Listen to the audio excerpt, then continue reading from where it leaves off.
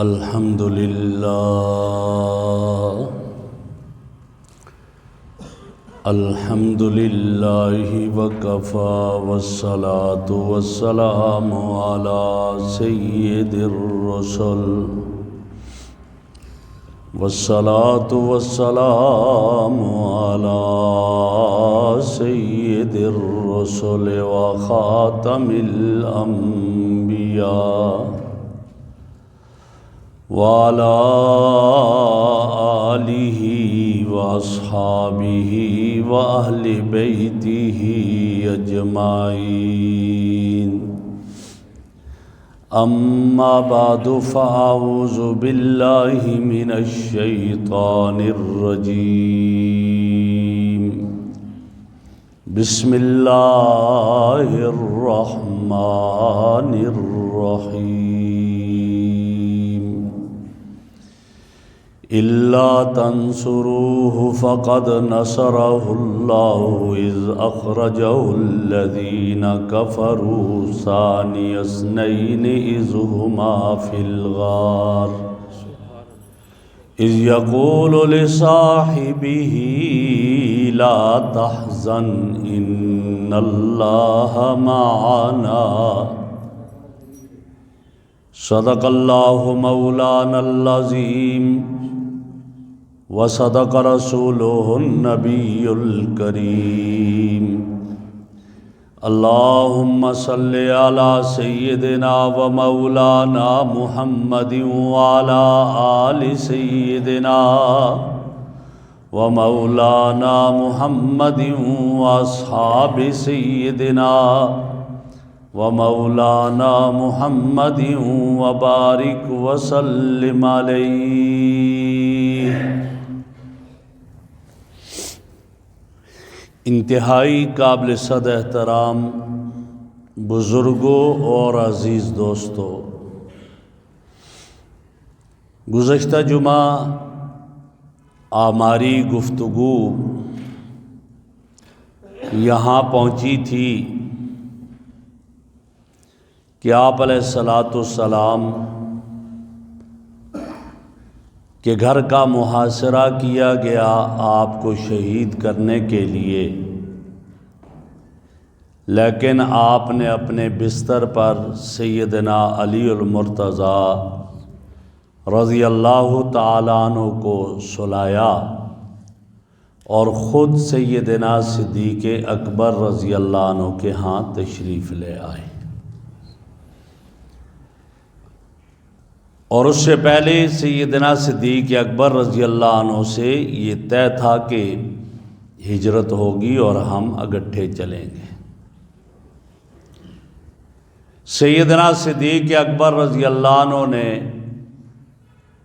2 اونٹنیاں بھی تیار کی ہوئی تھی اور ایک راستہ دکھانے کے لیے گائیڈ بھی تیار رکھا تھا، اور وہ گائیڈ مسلمان نہیں تھا، وہ کافر تھا جس کا نام عبداللہ ابن عریقت تھا۔ آج جب رات کو تشریف لائے اور آپ علیہ السلام اور سیدنا صدیق اکبر رضی اللہ تعالیٰ عنہ رات کے اندھیرے میں نکلے، جب رات کے اندھیرے میں نکلے لیکن فاصلے کے ساتھ، آگے آقا دو عالم صلی اللہ علیہ وسلم ہے اور پیچھے سیدنا صدیق اکبر ہیں، اندھیرے میں پہچانے بھی نہیں جاتے تھے۔ تو صدیق اکبر رضی اللہ عنہ کو ایک آدمی ملا، پوچھا ابو بکر یہ کون ہے ساتھ؟ تو سیدنا صدیق اکبر رضی اللہ عنہ کا بڑا امتحان تھا، اگر فرماتے ہیں مجھے معلوم نہیں تو صداقت پر ضرب پڑتی ہے، اور اگر یہ فرماتے ہیں کہ آقا دو عالم صلی اللہ علیہ وسلم ہیں تو اپنے ساتھی کو پکڑوایا جا رہا ہے، تو سیدنا صدیق اکبر رضی اللہ عنہ نے فرمایا رجل یہدینی الی سواء السبیل۔ اب اس کا ایک معنی ظاہری یہی تھا کہ مجھے راستہ دکھا رہا ہے، رہبر ہے۔ اس آدمی نے یہ سمجھا کہ کوئی انہیں راستہ دکھانے والا ہے، لیکن سیدنا صدیق اکبر رضی اللہ عنہ کی مراد تھی کہ مجھے جنت کا راستہ دکھا رہے۔ اس طرح جھوٹ بھی نہ ہوا اور اپنے ساتھی کو پکڑوایا بھی نہیں۔ وہاں سے نکلے اور جب غار ثور کی چڑھائی چڑھنے لگے تو آپ صلی اللہ علیہ وسلم اوپر کی طرف جب چڑھے تو آپ کی مبارک انگلیوں سے خون بہنے لگا، اور سیدنا صدیق اکبر رضی اللہ عنہ فرماتے ہیں کہ آپ کے ہاتھ اور آپ کے پاؤں اتنے ملائم ہوتے تھے کہ ریشم سے بھی زیادہ۔ سیدنا صدیق اکبر رضی اللہ عنہ نے عرض کی یا رسول اللہ میرے کندھوں پہ سوار ہو جائیے۔ بیٹھ کے نیچے، اور آپ نے فرمایا ہاں۔ عرض کیا یا رسول اللہ میرے کندھوں پہ سوار ہو جائیے۔ آپ علیہ الصلوۃ والسلام سیدنا صدیق اکبر کے کندھوں پہ سوار ہوئے، اور یہ 3 میل کا فاصلہ سیدنا صدیق اکبر رضی اللہ عنہ نے طے کیا۔ حالانکہ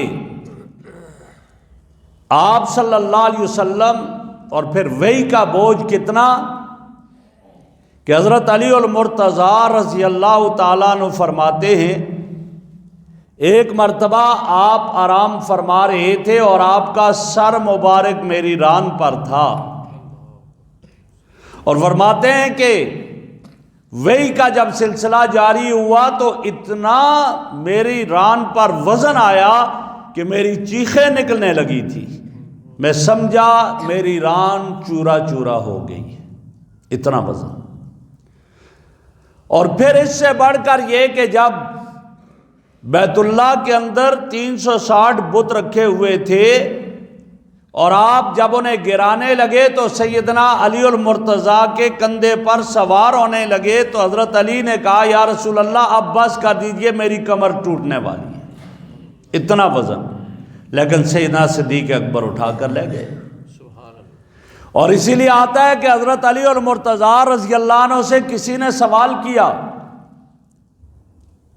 کہ کون سب سے زیادہ علم والا ہے صحابہ میں، من اعلمہم، کون سب سے زیادہ علم والا ہے؟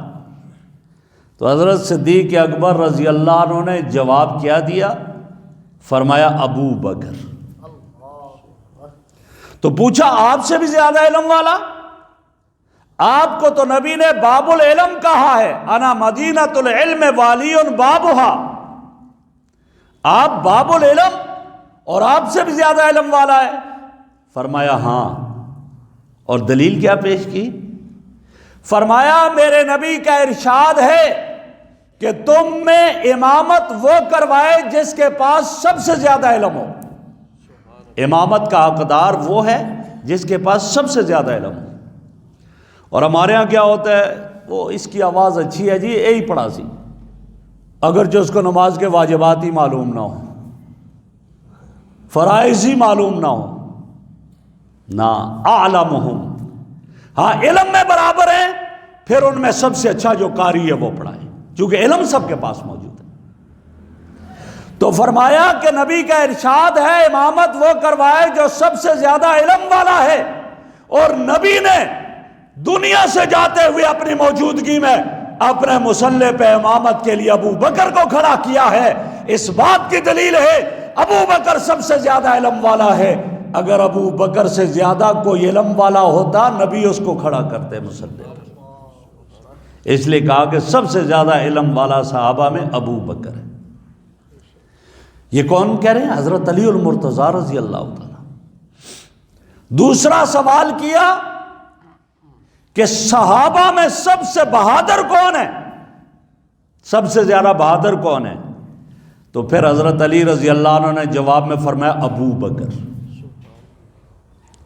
کہا آپ تو بہادر ہیں، آپ جیسا بہادر کہاں ہے، پھر کیسے کہتے ابو بکر ہے؟ فرمایا ہاں، اس لیے کہ غار ثور کی 3 میل کی بلندی پہ نبوت کو اٹھا کر چلنے والا ابو بکر ہے، کوئی اور نہیں اٹھا سکا ہے۔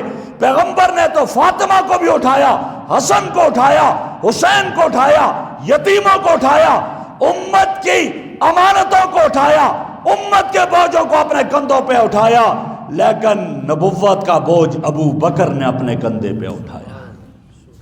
ابو بکر سب سے بہادر ہے۔ سیدنا صدیق اکبر رضی اللہ عنہ میرے آقا کو لے کر غار ثور کی پہاڑی پر چڑھے، پہنچے، وہاں 3 میل کا فاصلہ طے کیا۔ اور یہاں ایک جملہ میں عرض کروں، شان کیا ہے ابو بکر کی؟ جب یہ بات کی جاتی ہے جی ابو بکر نے تو حضور کو اٹھایا، تو کچھ لوگ کہتے ہیں اس میں کیا کمال ہے ابو بکر کا؟ حضور نے تو اونٹنی پر بھی سواری کی ہے، حضور نے تو گدھے پر بھی سواری کی ہے، یہ کیا کمال ہے؟ الیاذ باللہ۔ لیکن انہیں سوچنا چاہیے یہ کمال ہے، جس اونٹنی پہ سواری کی ابو بکر حضور صلی اللہ علیہ وسلم نے، وہ اونٹنی ساری کائنات کی اونٹنیوں سے آگے لے گئی، نمبر لے گئی پہلا۔ جس گدھے پہ سواری کی کائنات کے گدھوں میں سب سے آگے بڑھ گیا، اور ابو بکر کے کندھوں پہ سواری کی تو انسانیت میں آگے بڑھ گیا، صحابہ میں سب سے آگے بڑھ گیا، پہلا نمبر لے گیا۔ آج جب غار ثور پہ پہنچے، غار ہے، اس کے اندر جانا ہے، تو کون جائے؟ آقا جانے لگے، نہیں یا رسول اللہ آپ رک لیجئے گا۔ روک دیا، کیوں؟ کہا پہلے میں جاؤں گا۔ غار ہے، کوئی موذی چیز ہوگی، آپ کو تکلیف نہ پہنچا دے، بلکہ آتا ہے کہ سفر میں چلتے ہوئے ابو بکر صدیق کبھی آگے ہو جاتے، کبھی پیچھے، کبھی دائیں کبھی بائیں۔ فرمایا ابو بکر یہ کیا کر رہے ہو؟ عرض کی یا رسول اللہ کبھی دل میں خیال آتا ہے کہ آپ کا پیچھا کافر نہ کر رہے ہوں تو پیچھے آ جاتا ہوں تاکہ میں مارا جاؤں آپ بچ جائیں، اور کبھی سوچتا ہوں آگے کوئی گھات میں نہ بیٹھا ہو، آگے چھلانگ لگاتا ہوں تاکہ میں چلا جاؤں اور آپ بچ جائیں۔ یہ محبت تھی۔ آج غار میں جب جانے لگے، ابو بکر پہلے غار میں اترے، غار کی صفائی کی، سوراخ بند کیے، کپڑے اپنے پھاڑ پھاڑ کر ڈالے اس میں، اور بعضوں نے کہا ایک سوراخ باقی رہ گیا تو ایڑی رکھ دی، اور بعض نے لکھا 2 سوراخ رہ گئے تو اپنی دونوں ایڑیاں رکھ لی۔ دونوں ایڑیاں رکھ کر کہا ادخل یا رسول اللہ، اللہ کے حبیب اب آپ تشریف لائیے، میں نے صاف کر دیا ہے، سیکیورٹی بالکل کلیئر ہے اب یہاں کی، آپ تشریف لائیے گا۔ آپ علیہ الصلوۃ والسلام داخل ہوئے، اور غار میں فرمایا کہ کھڑا ہو کر آدمی نہیں جا سکتا، بیٹھ کر بھی نہیں جا سکتا، وہاں لیٹ کر داخل ہونا پڑتا ہے۔ جب گئے اندر تو وہاں میرے آقا غار میں آرام کرنے لگے، اور آپ کا سر مبارک ابو بکر کی گود میں ہے، حضرت ابو بکر صدیق رضی اللہ عنہ کی گود میں۔ ادھر کافروں نے آپ کے سر کی قیمت 100 اونٹ لگا دیے کہ جو اطلاع کرے گا 100 اونٹ دیے جائیں گے، انعام رکھ دیا۔ لوگ نکلے تلاش کرنے کے لیے، غار ثور تک پہنچ گئے، غار ثور تک۔ اچھا، ادھر جب آپ غار ثور میں پہنچے تو ابو بکر صدیق رضی اللہ تعالیٰ عنہ کا سارا گھرانہ آپ کی خدمت میں لگ گیا۔ یہ کافر جب وہاں پہنچے، آپ صلی اللہ علیہ وسلم ابو بکر صدیق رضی اللہ عنہ کے گود میں سر رکھے ہوئے ہیں، تو حضرت ابو بکر صدیق نے دیکھا اوپر والوں کو نیچے نظر نہیں آ رہا تھا غار کے اندر، لیکن نیچے والوں کو اوپر والوں کے پاؤں نظر آ رہے تھے۔ تو کہا یا رسول اللہ یہ تو آ گئے یہاں، لیکن اللہ نے وہاں مکڑی سے جالا بھی بنوا دیا غار کے منہ پر، اور کبوتری نے انڈے بھی دے دیے، اب آئے دیکھا، کہنے لگے بھائی یہاں کیسے جا سکتے، یہاں تو نہیں جا سکتے، یہ جالا متاثر نہیں ہوا، یہ گھونسلہ ہے، سب کچھ ہے، وہیں سے واپس ہو گئے، وہیں سے لیکن جب دیکھ رہے تھے تو حضرت ابوبکر صدیق نے کہا تو اللہ نے جبرائیل کو وہاں بھی بھیج دیا، فرمایا لا تنصروہ فقد نصرہ اللہ، مکہ والو تم نے مدد نہیں کی تو اللہ نے مدد کی، اذ اخرجہ الذین کفروا، جب کافروں نے نکالا یہاں سے مکہ سے، تو جب وہاں پہنچے تو ثانی اثنین، دو میں سے دوسرا تھا، اذ یقول لصاحبہ لا تحزن ان اللہ معنا، اپنے ساتھی سے کہہ رہا تھا ڈرو نہیں اللہ ہمارے ساتھ ہے، ڈرو نہیں اللہ ہمارے ساتھ ہے۔ یہاں ایک چیز معلوم ہوئی، ابو بکر صدیق رضی اللہ عنہ وہ ہیں کہ جن کی صحابیت قرآن سے ثابت ہے، قرآن سے ثابت ہے، اور قرآن کی ایک آیت کا انکار کرنے والا بھی مسلمان نہیں ہو سکتا ہے۔ تو اس سے پتہ چلا ابو بکر کی صحابیت کا انکار کرنے والا کبھی مسلمان نہیں ہو سکتا، کہ اللہ نے کہا اذ یقول لصاحبہ، اور یہاں کوئی تعویل نہیں ہو سکتی ہے، اگر بدر کا مارکا ہوتا، احد کا مارکا ہوتا، حنین کا مارکا ہوتا، وہاں کہا جاتا تو کوئی کہتا فلاں کو صاحب کہا، فلاں کو صاحب کہا، یہاں تھے ہی دو، ایک نبی تھا ایک ابو بکر تھا، اور کوئی نہیں تھا، متعین ہو گیا کہ یہاں صحابی ابو بکر تھا، اور قرآن نے ابو بکر کو میرے نبی کا صحابی کہا ہے۔ تو صحابیت کا انکار کرنا، قرآن کا انکار کرنا، اور قرآن کا انکار کرنے والا مسلمان نہیں ہو سکتا ہے۔ اذ یقول لصاحبہ، دوسری بات کیا فرمائی، لا تحزن ان اللہ معنا، غم نہ کرو اللہ ہمارے ساتھ ہے۔ دو چیزیں، ایک ہے خوف، ایک ہے غم۔ اپنی ذات پر ہو اس کو خوف کہا جاتا ہے، دوسرے پر ہو اس کو حزن کہا جاتا ہے۔ اور یہی ہے نا کہ جب موسیٰ علیہ السلام نے عصا زمین پر ڈالا، حکم ہوا ڈال دو، ڈالا تو اللہ نے وہ اجدا بن گیا، تو اللہ نے کیا فرمایا، لا تخف سنعیدھا سیرتھا الاولیٰ، موسیٰ ڈرو نہیں، ہم اس کو دوبارہ اپنی اصلی حالت پر لے آئیں گے۔ وہاں تخف تھا کہ وہ اپنی ذات کا مسئلہ تھا، اور یہاں جب بات آئی تو پتہ چلا ابو بکر کو اپنی ذات کا خوف نہیں تھا، میرے آقا کا خوف تھا، ڈر تھا کہ آپ کو ضائع نہ کر دیا جائے، اس لیے فرمایا لا تحزن، غم زدہ نہ ہونا، آپ غم نہ کرنا، ان اللہ معنا، اللہ ہمارے ساتھ ہے۔ یہ میرے آقا کی رحمت کی طرف اشارہ ہے۔ موسیٰ علیہ السلام جب بنی اسرائیل کو لے کر گئے اور بحر کلزم میں جب داخل ہو رہے تھے، پیچھے فرعون کی فوجیں تھی، تو اس وقت کہا تھا انا لمدرکون، موسیٰ اب ہم پکڑے گئے، مارے جائیں گے۔ تو موسیٰ علیہ السلام نے جواب میں کیا کہا، کلا ہرگز نہیں، میرے ساتھ میرا رب ہے، معیہ، میرے ساتھ میرا رب ہے، وہ میری رہنمائی کرے گا۔ وہاں صرف کہا میرے ساتھ ہے، اور میرے آقا کی رحمت یہ ہے کہ فرمایا ان اللہ معنا، اللہ ہمارے ساتھ ہے، میرے ساتھ بھی ہے تو آپ کے ساتھ بھی ہے، رحمت کی طرف اشارہ ہے۔ آپ نے یہ فرمایا، واپس چلے گئے۔ ادھر حضرت ابو بکر صدیق رضی اللہ عنہ کا بیٹا محمد ابن ابی بکر روزانہ دن کو جو کفار سے سنتا، آ کر رات کو اندھیرے میں اطلاع دیتا۔ آج یہ پلاننگ ہوئی ہے۔ غلام عامر ابن فہیرہ، اس کا یہ حال تھا کہ وہ صبح بکریاں لے کر، جب یہ صبح آ گئے، رات کو آئے، صبح بکریاں لے کر آیا اور نشانات قدم مٹا دیا اس نے، اور وہ آتا بکریاں لے کر اور دودھ ان کو دیتا۔ بیٹی اسماء بنت ابی بکر، وہ روزانہ کھانا لے کر آتی۔ 3 دن رات غار ثور میں میرے آقا رہے، لیکن کمال یہ ہے کہ بس ابو بکر تھا اور آقا تھے۔ محدثین نے لکھا ہے کہ ابو بکر کی ایک تمنا تھی، میرے آقا تشریف فرمائے، آپ نے اپنی 3 پسندیدہ چیزوں کا ذکر کیا تو ابو بکر کھڑے ہو گئے اور انہوں نے کہا حبب الیہ من الدنیا ثلاث، اللہ کے حبیب مجھے بھی 3 چیزیں بڑی پسند ہیں۔ پوچھا کیا؟ کہا النظر الی وجہ رسول اللہ، ایک یہ ہے کہ آپ کا چہرہ ہو، میری نظریں ہوں، میں آپ کو دیکھتا رہوں، کوئی اور اس میں شریک نہ ہو۔ دوسرا انفاق مالی علی رسول اللہ، میرا مال رسول کے قدموں میں نچھاور ہو جائے، اور کوئی تمنا نہیں۔ اور تیسری پسندیدہ چیز یہ ہے ان تکون ابنتی تحت رسول اللہ، میری بیٹی آپ کے نکاح میں آ جائے، آپ کو میرا داماد کہا جائے، مجھے آپ کا سسر کہا جائے، یہ نسبت مجھے میسر آ جائے۔ اور اللہ نے یہ ساری ابو بکر کی پسندیدہ چیزیں پوری کی۔ آج غار ثور میں ہیں اور آپ ابو بکر دیکھ رہے ہیں تو کہنے والے نے بڑا عجیب کہا، امیر شریعت سید عطا اللہ شاہ بخاری فرمایا کرتے تھے کہ ابو بکر کی گود ایسے ہے جیسے رحل ہو، اور آقا کا چہرہ مبارک اس میں یوں ہے کہ جیسے قرآن کھلا ہو رحل میں اور ابو بکر پڑھ رہا ہو۔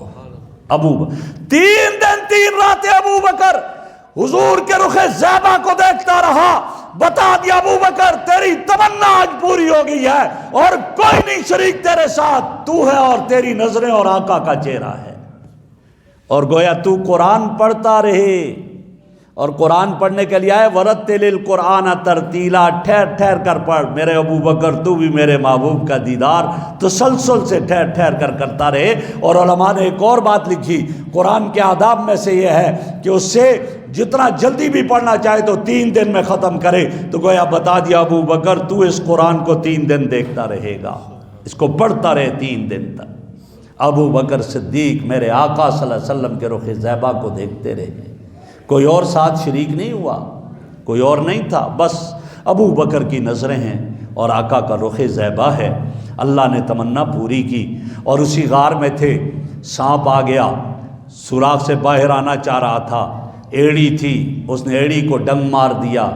جب ایڑی کو ڈنگ مارا، ابو بکر صدیق زہر اس کے جسم میں گیا، آنکھوں سے آنسو نکل گئے، فوراً آنسو صاف کروں، سر پہ ہاتھ مارا، پگڑی تو پھاڑ کر ٹکڑے کر کے سوراخوں میں دے دی تھی، کرتا آقا کے سر کے نیچے ہے، یا بعض نے لکھا اس کو بھی پھاڑ کر دے دیا تھا۔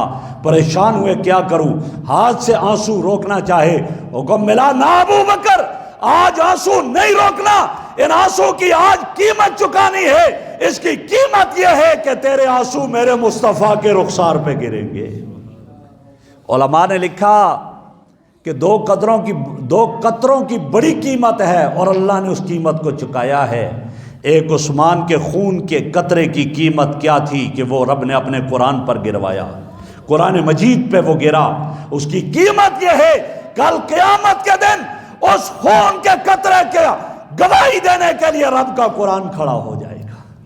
اور ابو بکر کے آنسوں کا قطرہ اتنا قیمتی تھا کہ کائنات میں کوئی اور چیز نہیں تھی کہ جس پہ یہ پڑے، یہ میرے آقا کے رخ زیبے پہ پڑا۔ بیدار ہوئے، ابو بکر کیا ہوا؟ یا رسول اللہ سانپ نے ڈنگ مار لیا ہے، سانپ نے کاٹ لیا، میرے آقا نے اپنا لعاب دہن لگایا وہاں پر، اور ابو بکر کی ایڑی ٹھیک ہو گئی۔ میں اکثر کہا کرتا ہوں، میرے آقا کا لعاب دان یا ابو بکر کی ایڑی پہ لگا، یا میرے آقا کا لعاب دان علی المرتضیٰ کی آنکھوں پہ لگا۔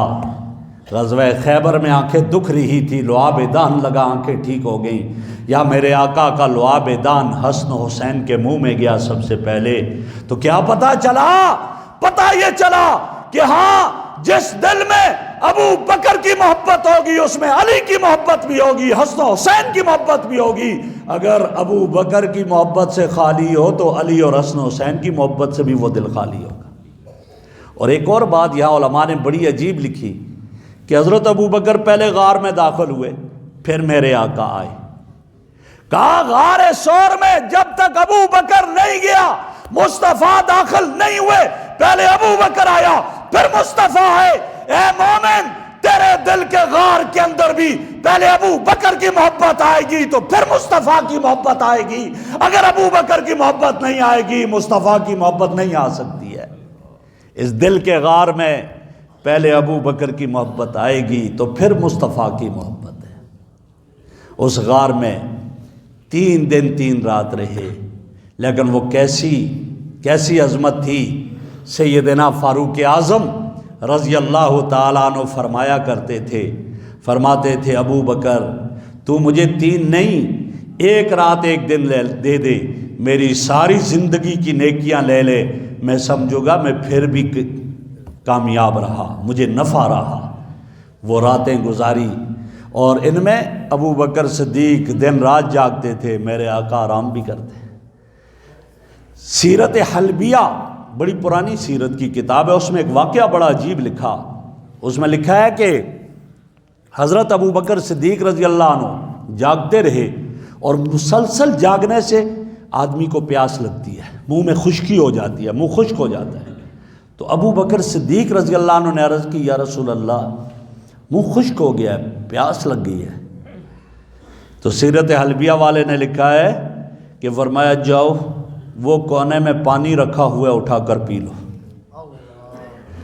سیدنا صدیق اکبر رضی اللہ عنہ گئے، پتھر کا پیالہ تھا اس طرح کا، اس میں پانی فرماتے انتہائی سفید پانی پیا، پی کر عرض کی یا رسول اللہ ایسا پانی میں نے آج تک نہیں پیا ہے، ایسا میٹھا، ایسا صاف شفاف، ایسا سفید نہیں پیا ہے۔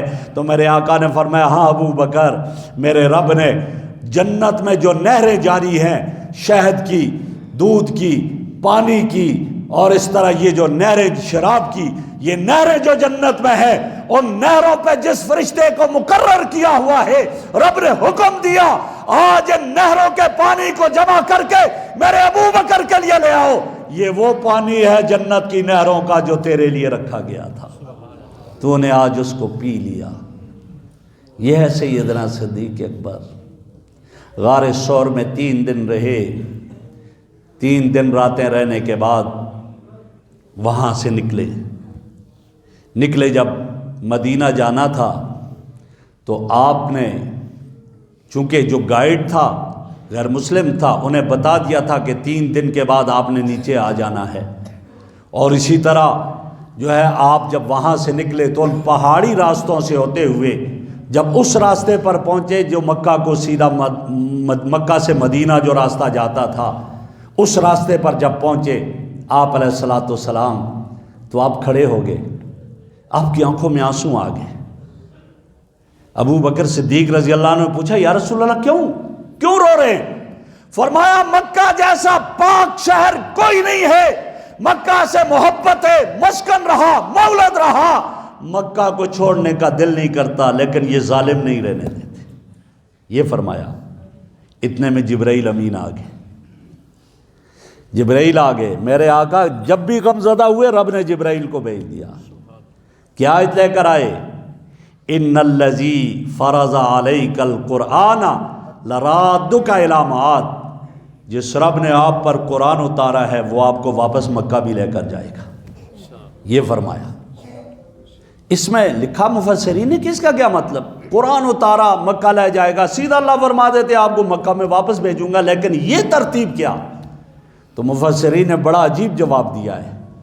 فرمایا اللہ یہ بتانا چاہ رہے میرے مصطفیٰ، قرآن کو دنیا کی کوئی طاقت نہیں روک سکی ہے، میں نے تیرے اوپر اتارا ہے، یہاں تک کہ تو غار ثور میں آیا وہاں بھی جبرائیل کو بھیج دیا، قرآن کو اتار دیا، جیسے قرآن کو تیرے اوپر اتارنے میں دنیا کی کوئی طاقت رکاوٹ نہیں ڈال سکی ہے، میں رب تجھے واپس مکہ میں بھیجوں گا اور کوئی دنیا اس میں رکاوٹ نہیں ڈال سکے گی۔ اس لیے یہ آیت فرمائی۔ اس لیے کہتے ہیں نا جب مکہ جاؤ عمرہ کرنے کے لیے واپس آؤ تو یہ آیت جو ہے وہ لکھ کر آؤ، پڑھ کر آؤ، تاکہ اللہ دوبارہ تمہیں بار بار وہاں پر لے کر جائے۔ تو آپ علیہ الصلاۃ والسلام، بس یہاں تک آج ہماری بات، لیکن اس میں ایک سبق ہمیں کیا ملا؟ ایک سبق تو ہمیں یہ ملا کہ غار ثور کی تنہائیوں میں بھی اللہ کو یاد کیا گیا، ابو بکر پر کتنا اعتماد ہوا، ابو بکر کی محبت ہمارے دل میں آ جائے۔ دوسرا ایک اور سبق جو مجھے اور آپ کو مل رہا ہے وہ یہ ہے کہ رب تو میرے محبوب کو مکہ سے اٹھا کر مدینہ لے جا سکتا تھا، جیسے جبرائیل کو بھیجا مکہ سے بیت المقدس اور وہاں سے عرشوں پر لے گئے، یہ کوئی مشکل تو نہیں تھا۔ جبرائیل کو بھیجتے جا جبرائیل میرے مصطفیٰ کو اٹھا مکہ سے اور مدینہ میں چھوڑا، لیکن نہ، یہ سفر عبور کروایا، ابو بکر کو ساتھ لیا، پھر آگے اونٹنی ہے، یہ سارا چلے گا۔ کیا پتہ چلا کہ مسبب الاسباب تو اللہ کی ذات ہے، لیکن آپ اپنے کاموں میں اسباب کو استعمال کیا کرو۔ یہ اس لیے کیا کہ نبی چل کر گئے، اور کس طرح چھپ کر بھی گئے، کبھی کہاں کبھی کہاں، کبھی ابو بکر اٹھاتے ہیں کبھی کیا۔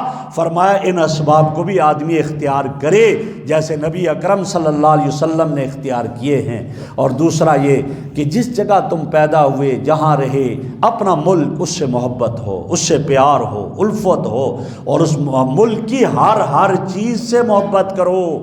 اور اگر کہیں دور جاؤ نا، پھر بھی اپنے ملک کی محبت کو نہ چھوڑا کرو۔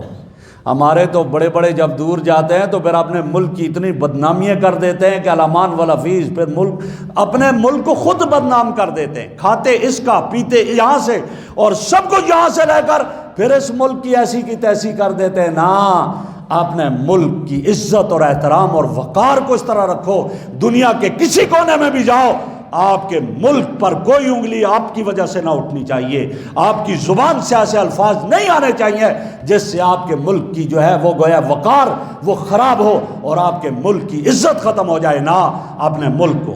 اور پھر پردیس میں جو لوگ ہوتے ہیں ان سے پوچھو کہ ملک کتنی بڑی نعمت ہے، بہت بڑی نعمت ہے۔ وہاں تو پاکستان کے ایک کونے والے کو دوسرے کونے والا ملتا ہے تو کہتے ہیں میرا سگا گرائی ہے جی، بس وہاں یہ محبت ہوتی ہے۔ تو جب ملک سے محبت ہوگی تو ملک والوں سے بھی محبت ہوگی۔ اللہ رب العزت مجھے اور آپ کو عمل کی توفیق عطا فرمائے۔ بقیہ انشاءاللہ عند جمعہ، وآخر دعوانا ان الحمدللہ رب العالمین۔